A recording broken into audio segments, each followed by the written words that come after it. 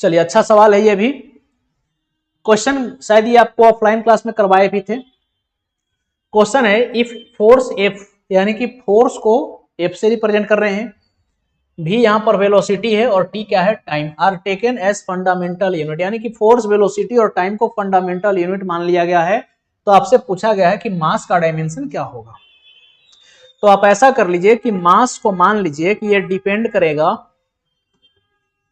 हम ऐसा मान लेते हैं कि मास डायरेक्टली प्रोपोर्शनल होगा फोर्स का पावर एक्स, वेलोसिटी के पावर वाई और टाइम के पावर जेड के।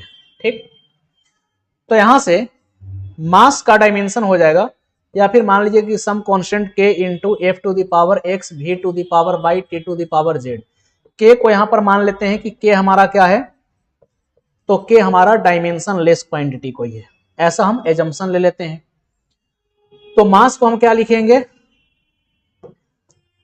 तो आप ऐसा कीजिए कि मास का डायमेंशन लिखिए, तो मास का डायमेंशन m l का पावर 0, t का पावर 0। अब आइए फोर्स का लिखेंगे, तो फोर्स का हो जाएगा m l t minus 2 to the power x, velocity l t minus 1 to the power y and time t to the power z। तो यहां से आप देखेंगे तो m l का पावर 0, t का पावर 0, यहां से इसको लिखिए तो m का पावर x लिखेंगे, l का पावर x प्लस y लिखेंगे और t का power minus 2x minus Y plus Z लिखेंगे। अब इसको जो है थोड़ा सा क्या करेंगे, कंपेयर करेंगे। कंपेयर कीजिएगा तो x का वैल्यू आपका क्या आ जाएगा 1, x प्लस वाई बराबर 0, तो यहां से x का वैल्यू अगर 1 डालिएगा तो y आपका क्या आ जाएगा, देखिए अगर x के जगह पर 1 प्लस वाई इक्वल टू 0 लिखेंगे तो यहां से y क्या आ जाएगा, तो y आ जाएगा -1।